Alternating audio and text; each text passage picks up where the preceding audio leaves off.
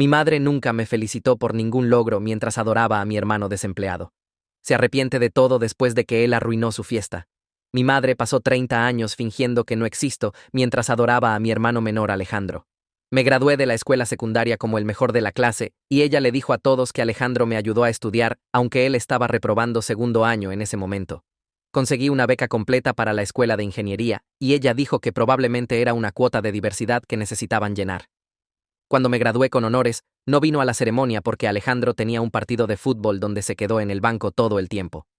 Tomó 300 fotos de él en uniforme en el banco y las publicó en todas partes hablando de su hijo atlético.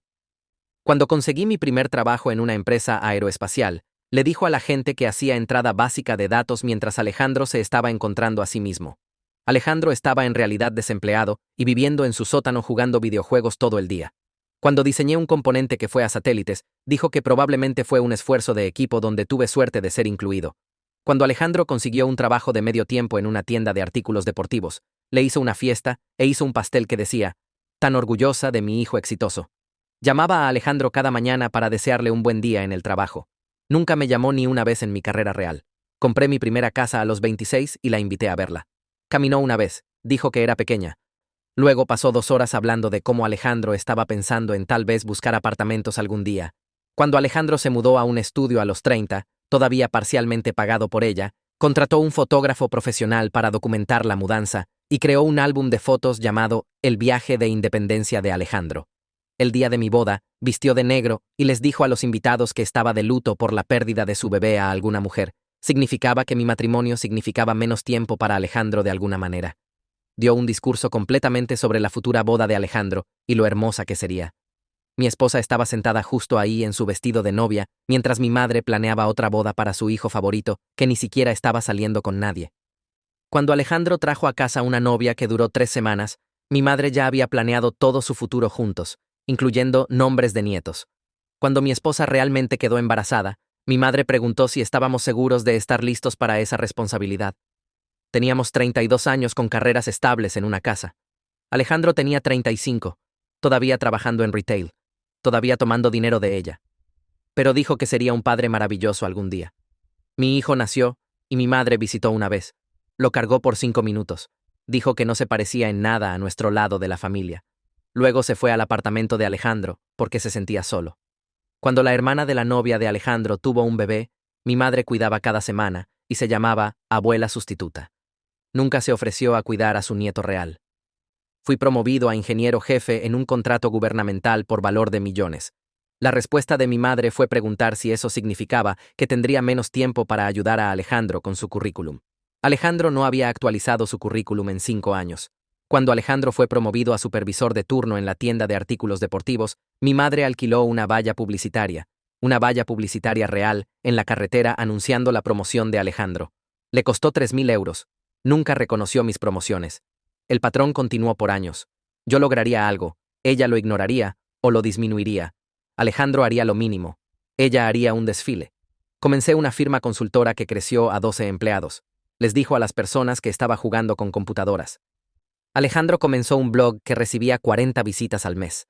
Imprimió tarjetas de presentación llamándolo escritor publicado y las repartió en la iglesia. Entonces llegó la planificación de su fiesta de jubilación. Se estaba jubilando de su trabajo como administradora escolar y quería una gran celebración. Puso a Alejandro a cargo de la planificación, aunque nunca había planeado nada en su vida. Les dijo a todos que Alejandro estaba organizando este evento increíble para ella. Alejandro olvidó reservar un lugar, olvidó enviar invitaciones y olvidó ordenar comida. 3 días antes de la fiesta, me llamó en pánico. Quería que arreglara todo, pero no le dijera a mamá porque estaría decepcionada de él. Dije que no.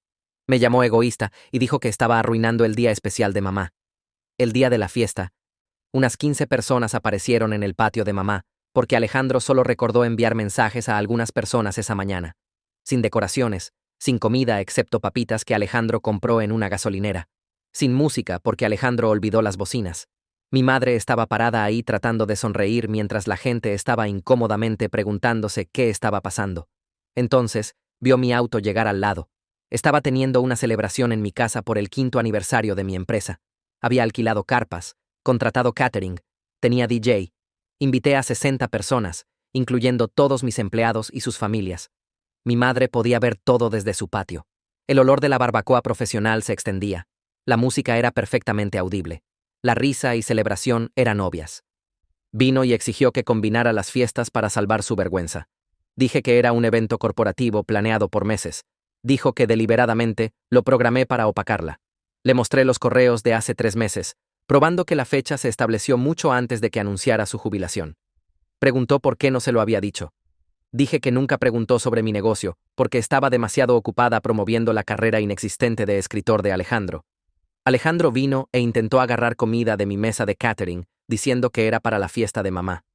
Me puse entre Alejandro y la mesa de catering. Este era mi evento corporativo, no su plan de respaldo. Se estiró alrededor de mí de todos modos, tratando de agarrar un plato. Le dije al personal de catering que no sirvieran a nadie de al lado. La cara de Alejandro se puso roja. Dijo que los invitados de mamá tenían hambre y que yo estaba siendo egoísta como siempre.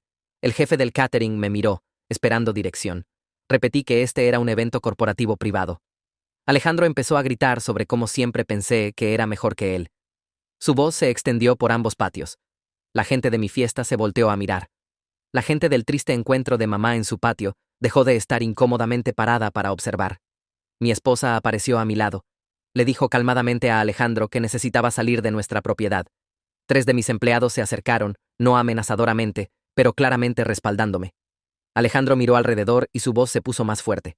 Dijo que siempre lo había menospreciado, siempre tenía que mostrar qué tan exitoso era. Señalé que literalmente vino aquí a robar comida porque olvidó ordenar para la fiesta que se suponía debía planear. Mamá vino furiosa desde su patio. Exigió saber por qué estaba haciendo una escena y avergonzándola frente a todos. Me mantuve calmado. Le dije que ella era quien estaba haciendo una escena en el evento de otra persona. Su fiesta falló porque Alejandro tuvo semanas para planearla y olvidó todo. Ignoró eso completamente. Dijo que debería haberme ofrecido a ayudar a Alejandro, ya que era tan bueno planeando cosas. La ironía ni siquiera se registró en su cara. Acababa de admitir que era bueno en algo mientras me acusaba de no ayudar lo suficiente. Mi esposa sacó su teléfono y empezó a grabar. Mamá siguió, enumerando todas las formas en que había fallado en apoyar a Alejandro a lo largo de los años. Como nunca lo ayudé con su currículum, como nunca lo invité a eventos de la empresa, cómo me enfoqué en mi propio éxito en lugar de elevar a mi familia. El personal de catering y mis empleados estaban todos mirando ahora. Los invitados de mamá se habían acercado a la cerca entre nuestros patios. Todos podían escuchar todo. Le pedí que nombrara un logro mío que hubiera reconocido alguna vez. Solo uno. Justo aquí frente a todos estos testigos. Abrió la boca y no salió nada. Miró alrededor a la gente observando. Dijo que siempre había sido autosuficiente y no necesitaba su apoyo como Alejandro. Esa fue su respuesta, que no la necesitaba. 30 años descartando todo lo que logré, y su excusa fue que no necesitaba reconocimiento. Pregunté si entendía lo que acababa de decir. Se veía confundida. Le dije que necesitar apoyo y merecer reconocimiento eran 2 cosas diferentes. Le había dado ambos a Alejandro mientras no me había dado ninguno. Alisa Koch vino del patio de mamá. Era una de las amigas más antiguas de mamá, alguien que había estado presente desde que era niño. Puso su mano suavemente en el brazo de mamá. Le dijo a mamá que tal vez debería mirar lo que realmente estaba pasando aquí. El contraste entre los 2 eventos era visible para todos. Mi celebración profesionalmente organizada con 60 invitados felices versus el patio vacío de mamá, con papitas de gasolinera y 15 personas incómodas. Alisa dijo que había estado preocupada por esta dinámica por años, pero nunca supo cómo abordarla. Mamá arrancó su brazo. Acusó a Alisa de tomar partido en su contra. Alisa no retrocedió. Dijo: los verdaderos amigos dicen verdades difíciles. Varios de los otros invitados de mamá estaban mirando desde su patio ahora.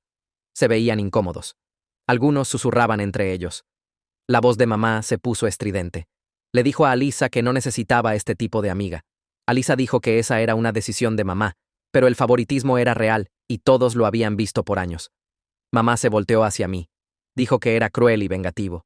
Le dije que había terminado de fingir que su favoritismo no existía.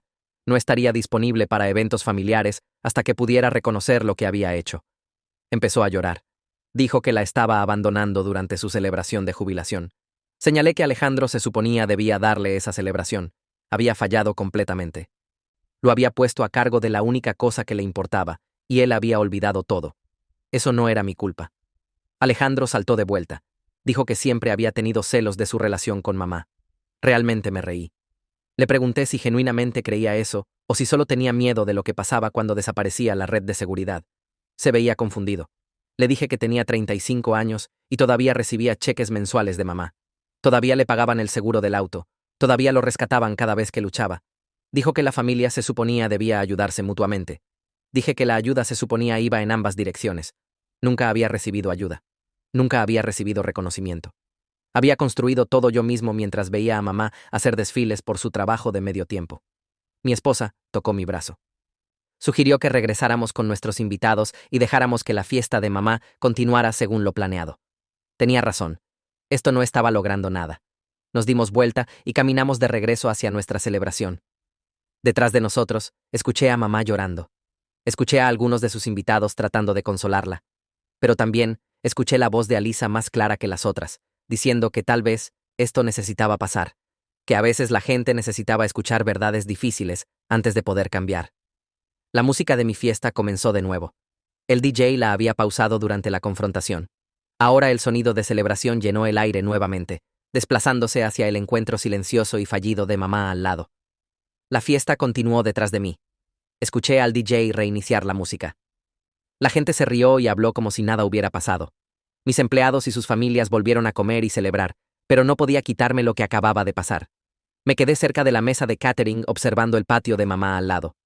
Sus invitados se estaban yendo. La mayoría se veían incómodos. La abrazaron rápidamente y caminaron a sus autos. Alejandro estaba parado solo cerca de las bolsas de papitas de gasolinera. Siguió mirando hacia mi fiesta.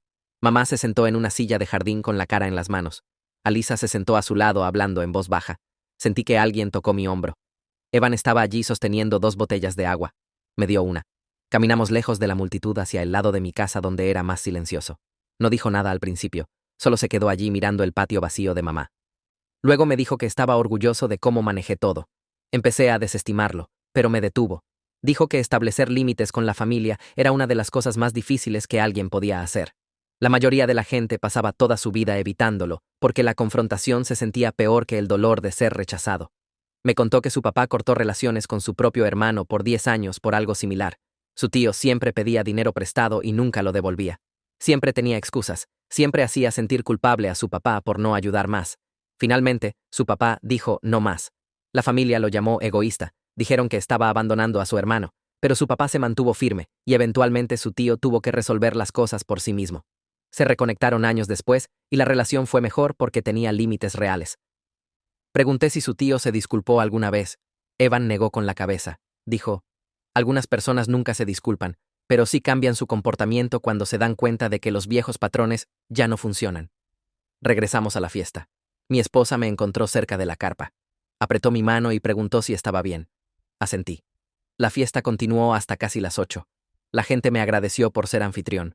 Mis empleados hablaron de cuánto había crecido la empresa, qué tan orgullosos estaban de trabajar allí. Varios de ellos mencionaron que habían visto lo que pasó con mamá. No lo mencionaron directamente, pero pude decir que entendían. Después de que todos se fueron, el personal de catering limpió. El DJ empacó su equipo.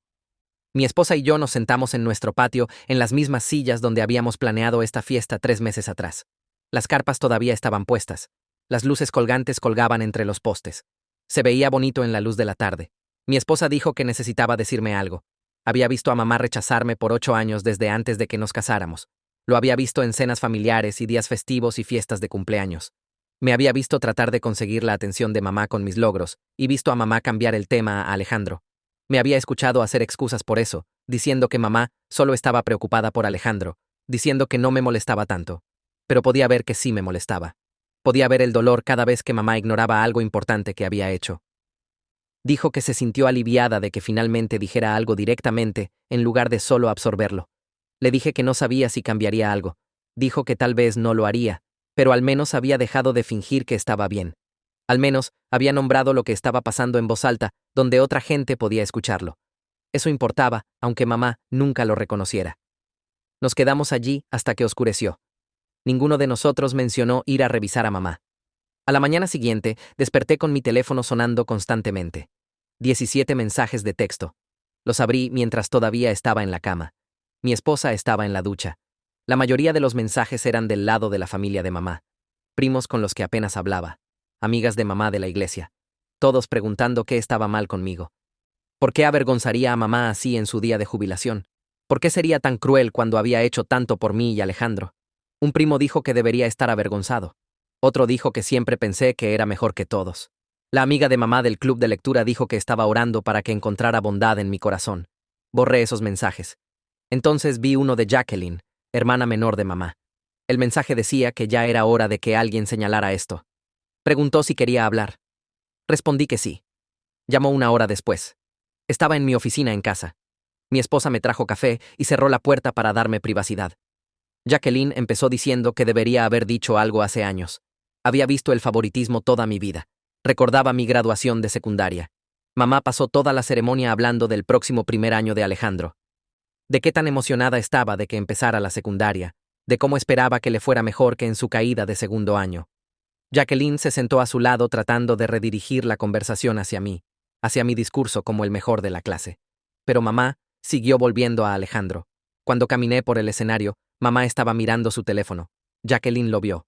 Mamá le estaba enviando mensajes a Alejandro sobre a qué hora recogerlo de la casa de su amigo. No recordaba ese detalle. Había bloqueado la mayor parte de ese día. Jacqueline dijo que había docenas de ejemplos así. Mi graduación universitaria, donde mamá se fue temprano porque Alejandro tenía una cita con el dentista. Mi boda, donde mamá lloró durante toda la ceremonia, pero no lágrimas felices. Le dijo a Jacqueline que estaba perdiendo a su bebé. Jacqueline preguntó a qué hijo se refería. Mamá dijo, Alejandro, por supuesto, que estaría tan solo sin su hermano cerca tanto. Le pregunté a Jacqueline por qué nunca dijo nada. Hubo una larga pausa. Entonces admitió que mamá se ponía a la defensiva cuando era confrontada. Cortaría completamente a las personas si presionaban demasiado. Jacqueline había intentado una vez hace años señalar la diferencia en cómo mamá nos trataba. Mamá no le habló por 6 meses, así que Jacqueline aprendió a evitar el tema. Se sentía culpable por eso, pero no quería perder su relación con su hermana. Le dije que entendía. No era su responsabilidad arreglar el comportamiento de mamá. Me agradeció por decir eso. Luego dijo que toda la familia había permitido esto manteniéndose callada, fingiendo no darse cuenta, haciendo excusas por mamá. Dijo que había terminado con eso. Si mamá preguntaba, Jacqueline le diría la verdad sobre lo que había observado. Pasaron 3 días. Mamá no llamó ni envió mensajes. Alejandro tampoco. Me enfoqué en el trabajo. Teníamos una fecha límite de proyecto llegando. Pero el miércoles por la tarde, mi teléfono sonó. El nombre de Alejandro en la pantalla. Casi no contesto. Luego lo hice. Preguntó si podía prestarle dinero solo por este mes. Tal vez el próximo mes también. Mamá estaba demasiado molesta para ayudarlo ahora, y su renta vencía. Me quedé allí aturdido. Pregunté si en serio pensaba que le daría dinero después de todo lo que había pasado. Sonaba confundido. Dijo, la familia ayuda a la familia. Eso es lo que hace la familia. Mamá siempre dijo que era bueno con el dinero, que sabía cómo manejar las finanzas. Así que obviamente podía ayudarlo. Me di cuenta de que estaba completamente serio. Genuinamente no entendía por qué estaba enojado. Estaba tan profundo en la disfunción que no podía ver qué tan unilateral era esto, qué tan transaccional.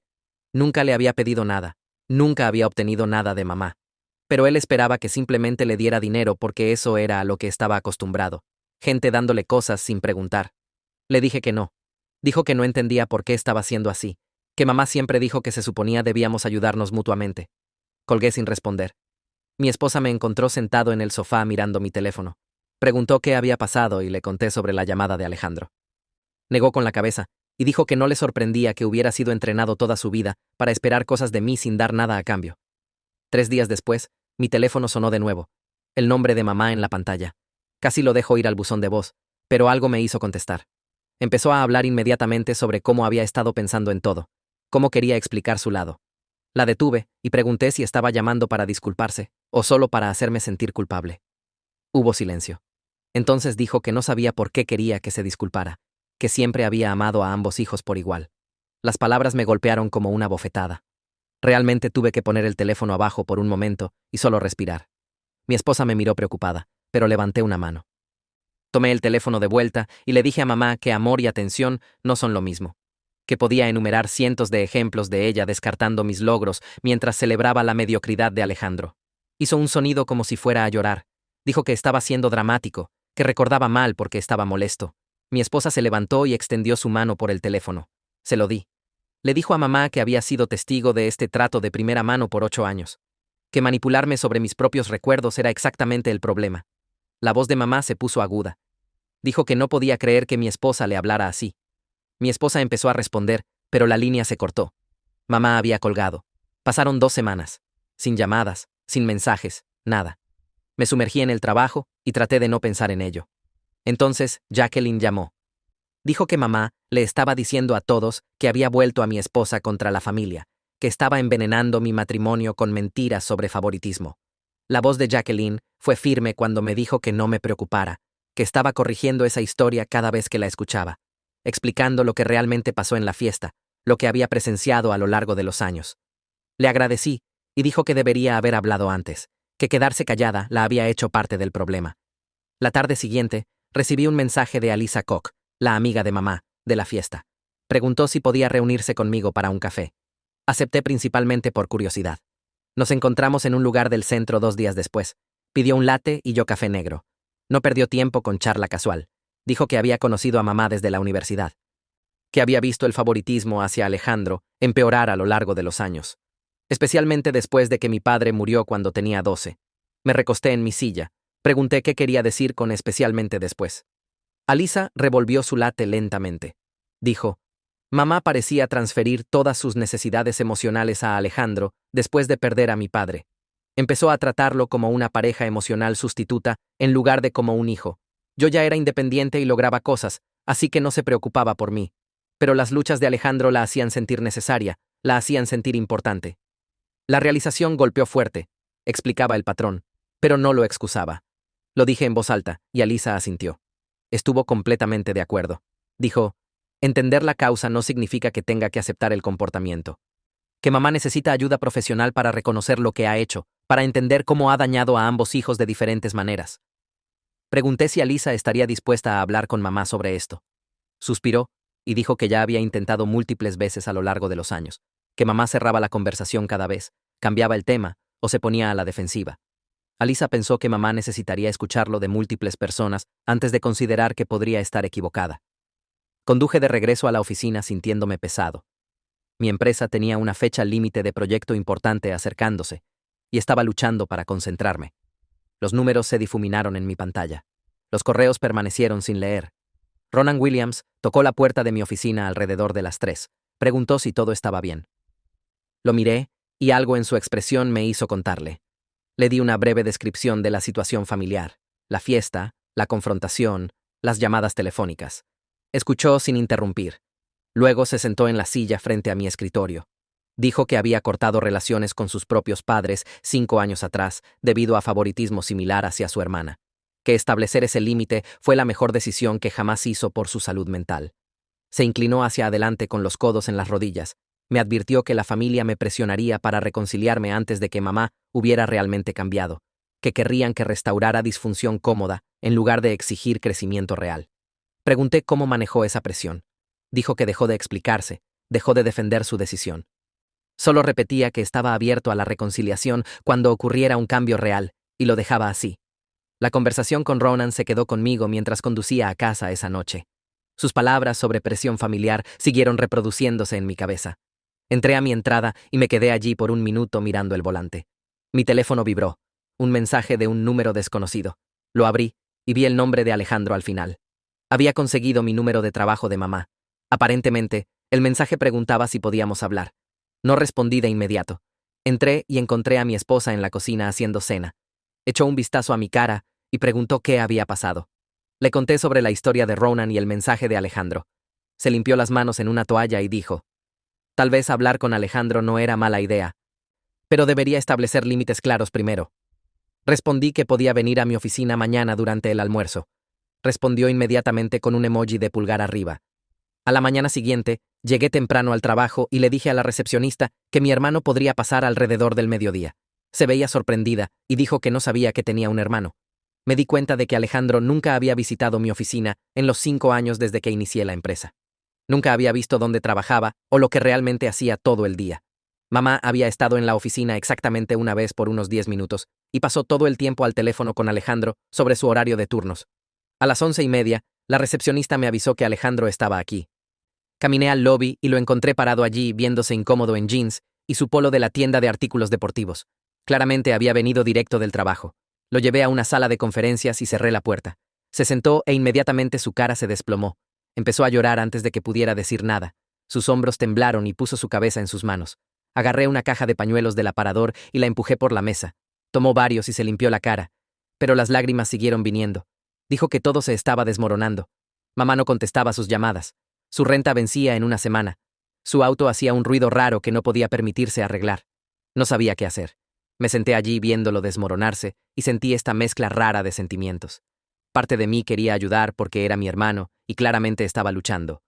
Pero otra parte estaba enojada de que tuviera 35 años y fuera completamente incapaz de manejar problemas básicos de adulto. Le pregunté cuánto dinero ganaba en la tienda. Me dijo cerca de 1,400 al mes después de impuestos. Pregunté sobre sus gastos. Empezó a enumerarlos y agarré un bloc de notas para escribir todo. La renta era 800. El pago de su auto era 250. El seguro era otros 100.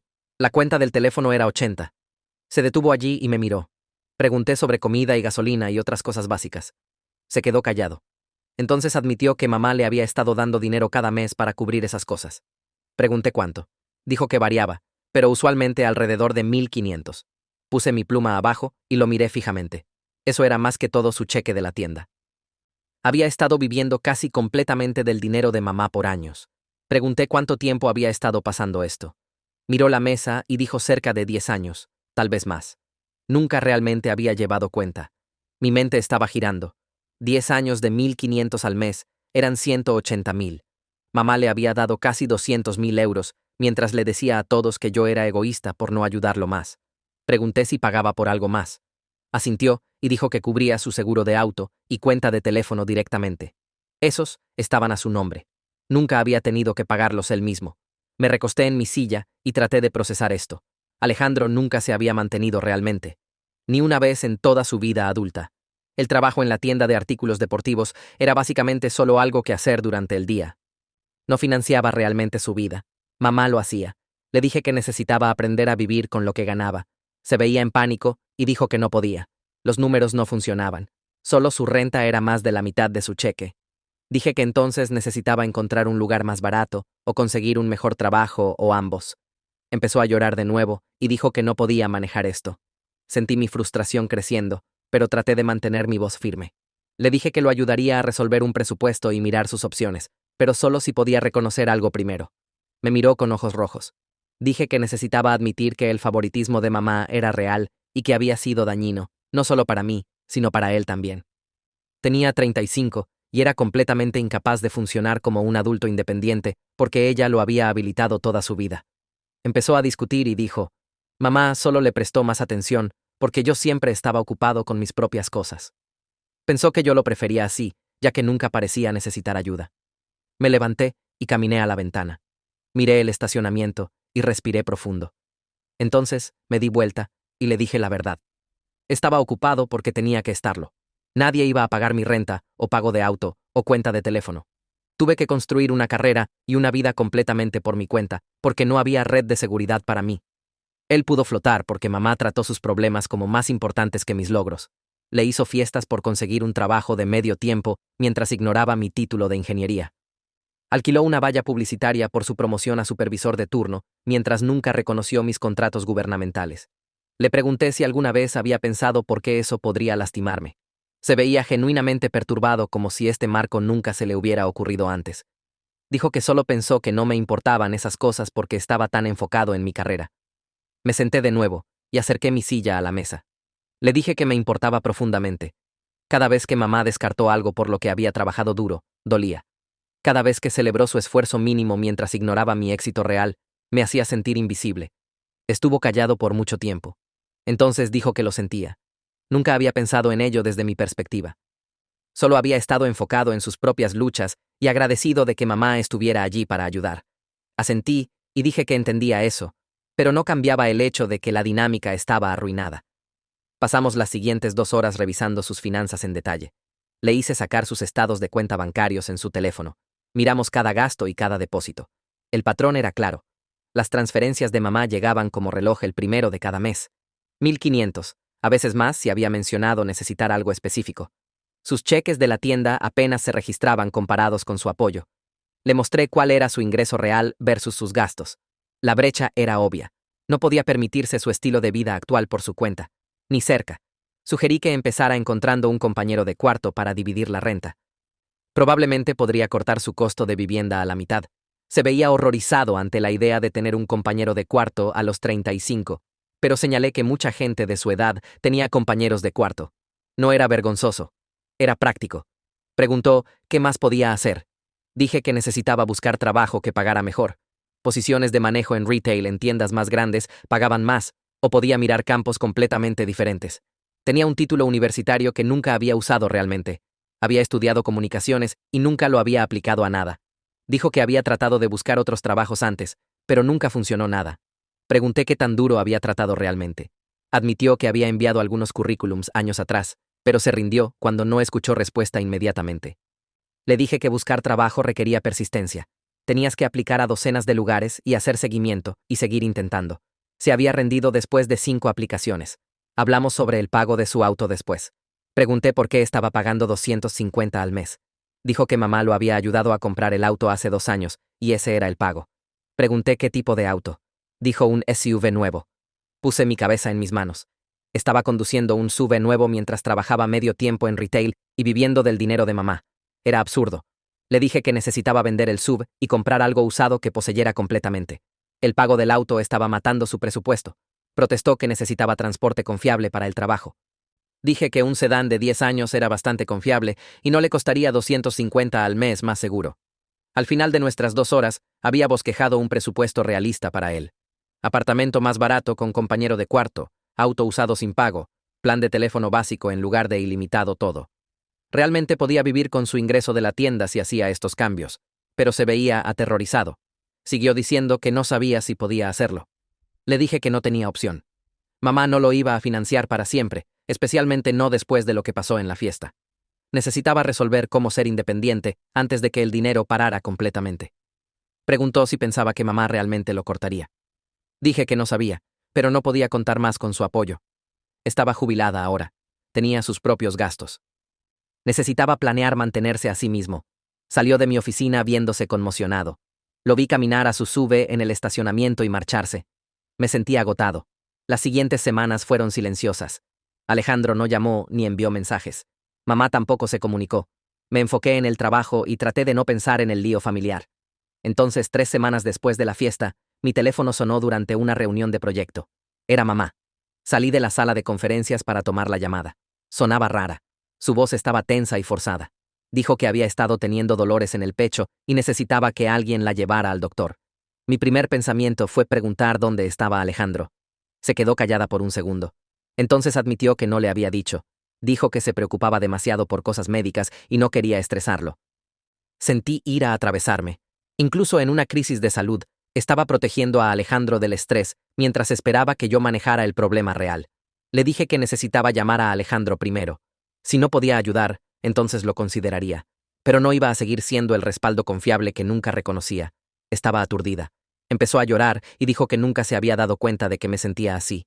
Le recordé que literalmente le había dicho esto en la fiesta hace 2 semanas, y me había llamado dramático. Su realización súbita se sintió terriblemente conveniente, dado que necesitaba algo de mí ahora mismo. Siguió llorando y diciendo que tenía miedo y no sabía qué hacer.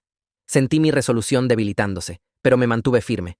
Le dije que llamara a Alejandro y le dijera lo que estaba pasando. Dijo ok con esta voz pequeña y colgó. Me quedé en el pasillo mirando mi teléfono. Mi esposa llamó 5 minutos después. Mamá la había llamado. Podía escuchar a mamá llorando en el fondo.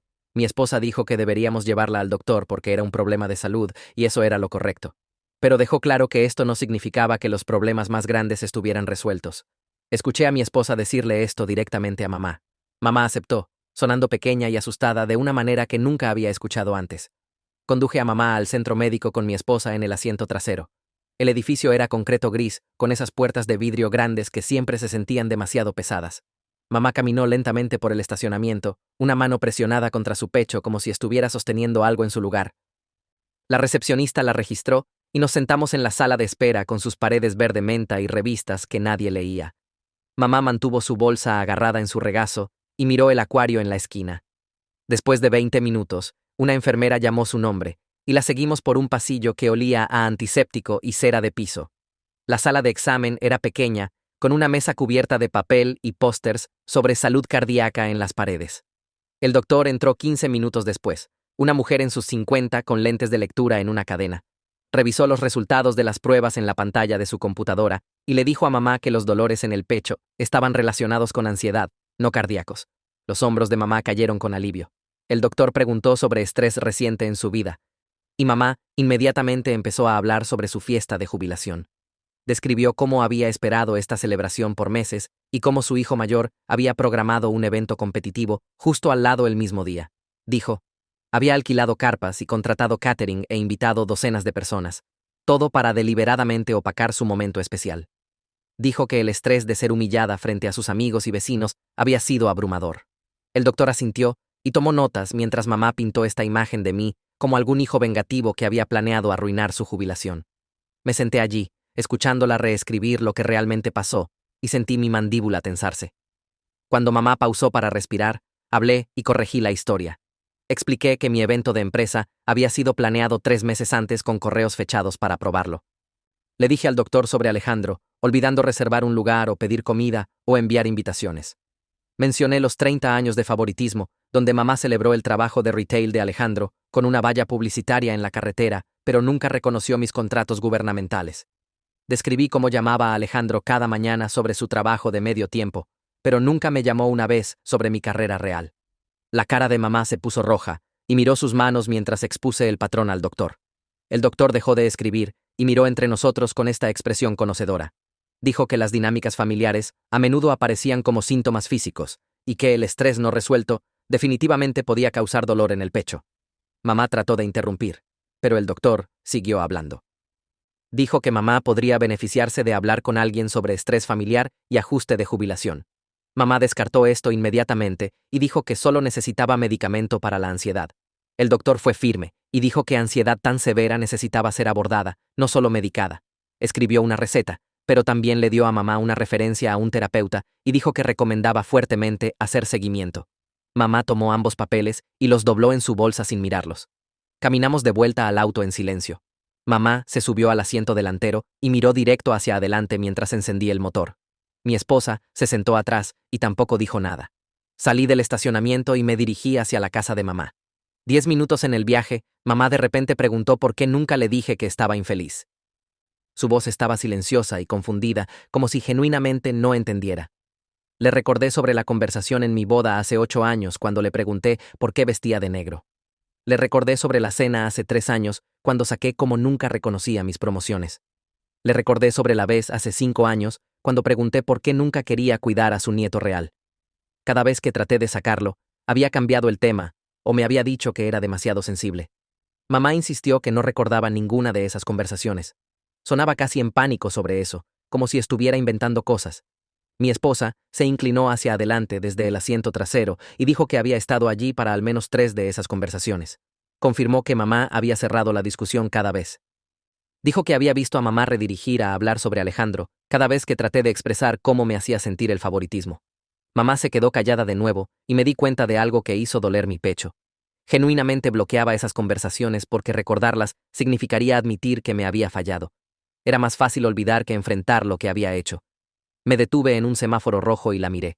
Le dije que la amaba, pero no podía seguir teniendo una relación donde mis sentimientos eran borrados. Necesitaba realmente trabajar en reconocer el favoritismo y cambiar el patrón, no solo esperar que superara estar molesto.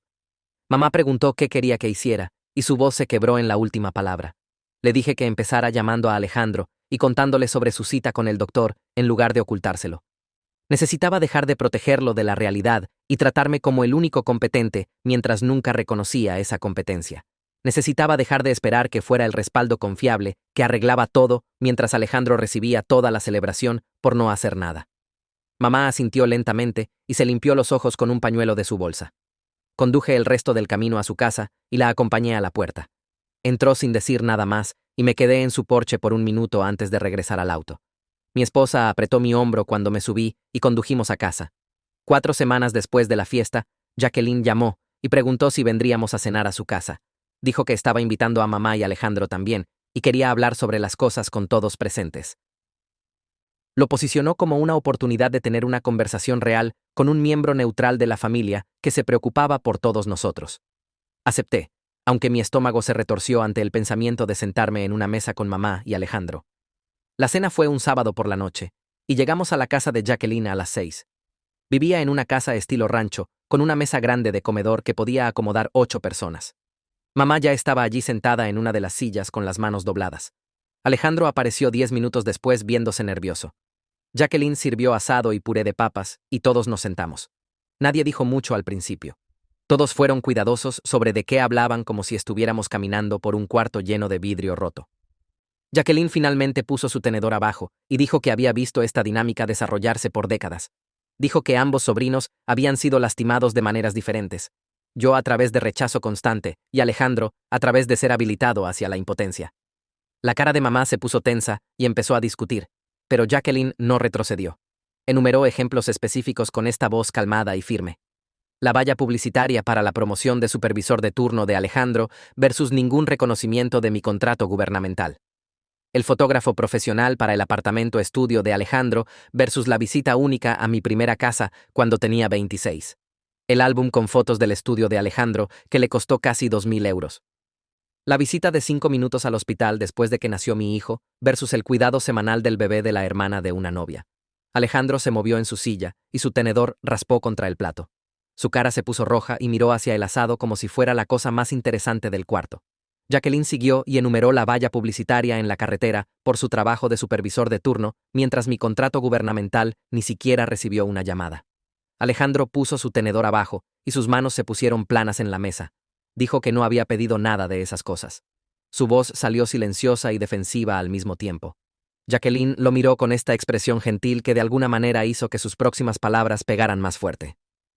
Señaló que había aceptado todo sin preguntar y nunca sugirió una vez que mamá debería reconocerme igualmente.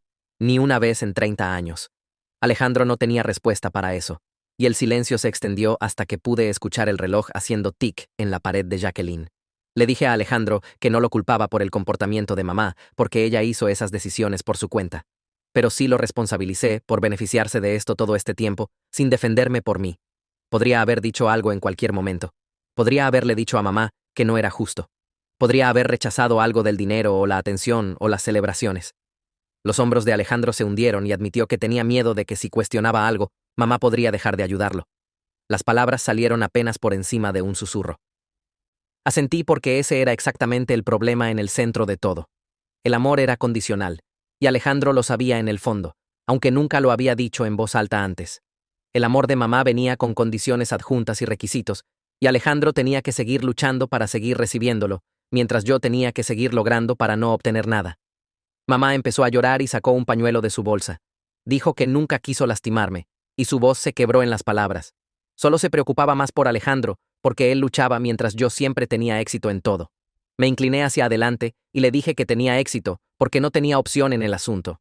No había red de seguridad para mí, así que tuve que construir mi propia estabilidad de la nada. Cada logro que ella descartó era algo que logré solo sin ayuda o aliento o siquiera reconocimiento básico. Alejandro tenía cojines por todas partes para atraparlo, pero yo estaba caminando en una cuerda floja sin red, y ella actuó como si eso fuera fácil. Jacqueline le preguntó a mamá si podía ver qué tan injusto era eso. Cómo tratar las luchas de un hijo como más importantes que los logros del otro hijo creaba ira y dañaba ambas relaciones. No solo la mía con mamá, sino también la mía con Alejandro. Mamá asintió lentamente y se limpió los ojos con el pañuelo. Su rímel dejó manchas oscuras bajo sus ojos.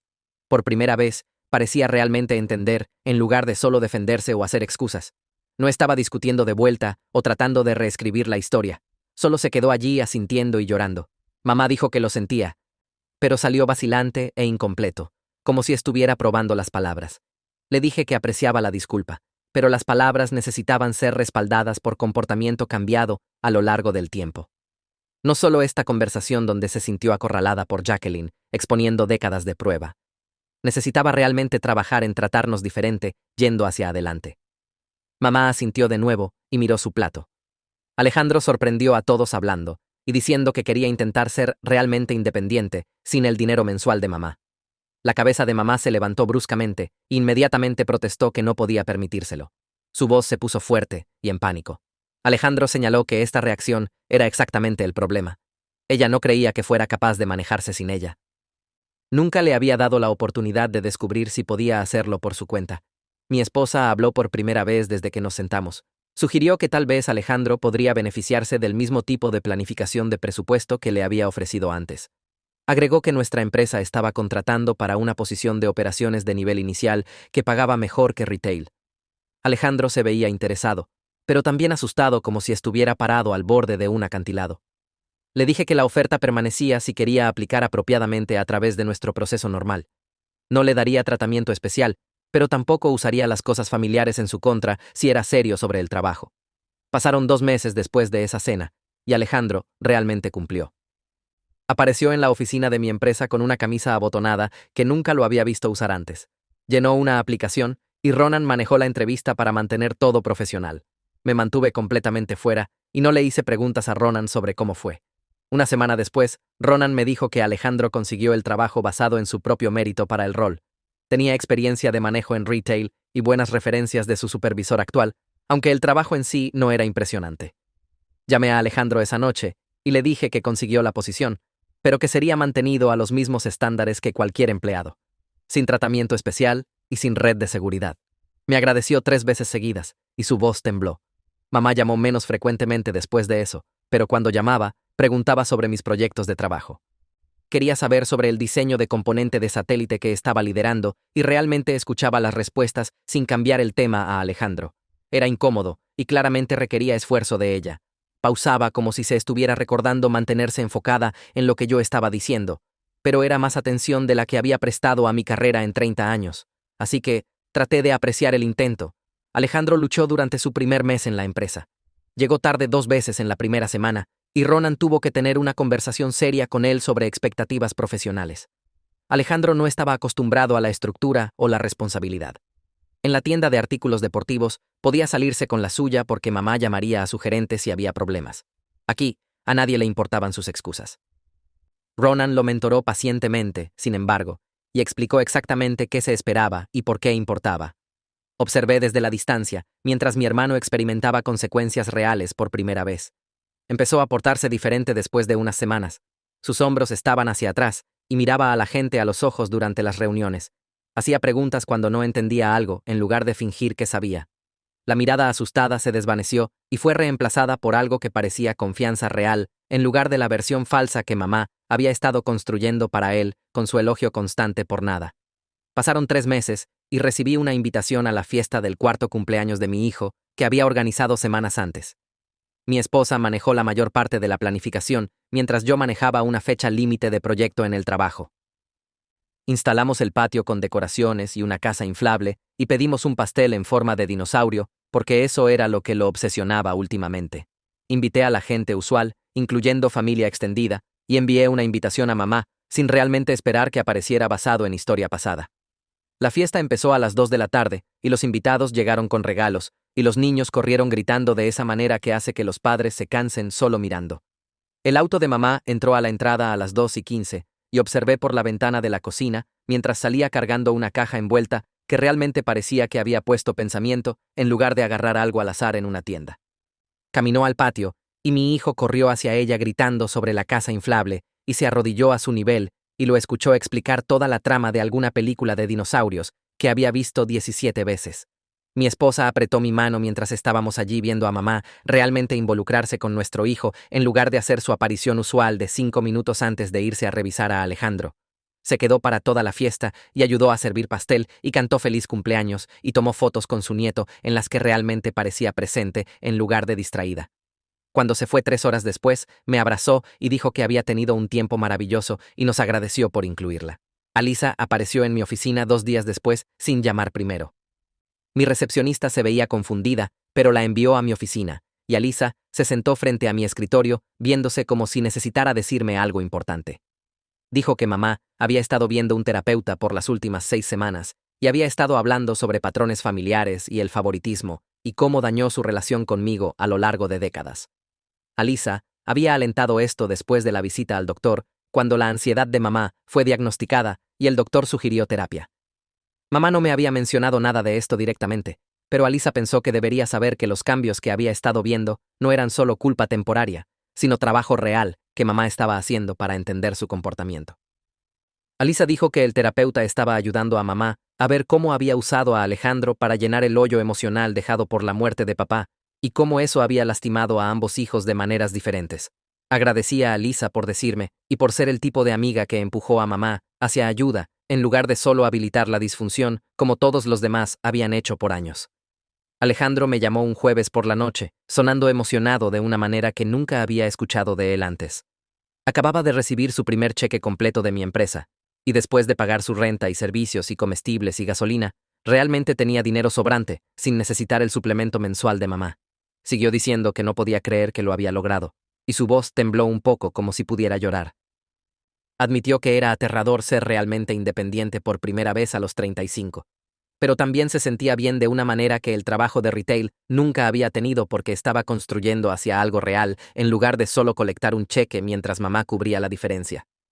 Dijo que Ronan le había estado enseñando sobre desarrollo profesional y planificación de carrera, y nunca se había dado cuenta de que el trabajo podía ser algo en lo que mejorabas, en lugar de solo algo a lo que te presentabas. Le dije que estaba orgulloso de él, y lo decía en serio, porque verlo luchar a través de responsabilidad real y salir del otro lado valía más que cualquier éxito fácil que mamá había tratado de fabricar para él, con su elogio constante por nada.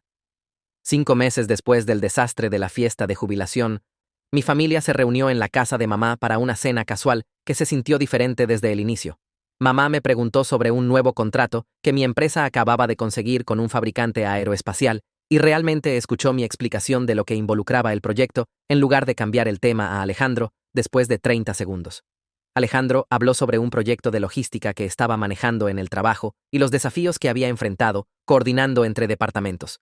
Y mamá le hizo preguntas de seguimiento que mostraban que entendía que estaba haciendo trabajo real. Mi esposa y yo intercambiamos miradas a través de la mesa que decían que ambos sentíamos la misma esperanza cautelosa sobre este cambio en la dinámica familiar. La relación no era perfecta y probablemente nunca lo sería porque no puedes deshacer 30 años de daño con 5 meses de terapia y esfuerzo. Pero finalmente, había espacio para que existiera en esta familia como alguien cuyos logros importaban en lugar de solo el capaz que no necesitaba atención. Mamá todavía favorecía a Alejandro de maneras pequeñas y probablemente siempre lo haría porque esos patrones van profundo. Pero estaba intentando, y eso era más de lo que jamás había hecho antes. Alejandro estaba construyendo una vida real, en lugar de flotar a través del retail mientras mamá pagaba sus cuentas. Y había aprendido que no necesitaba la validación de mamá para conocer mi valor, porque había construido algo real sin su apoyo. Eso era suficiente progreso para seguir intentando.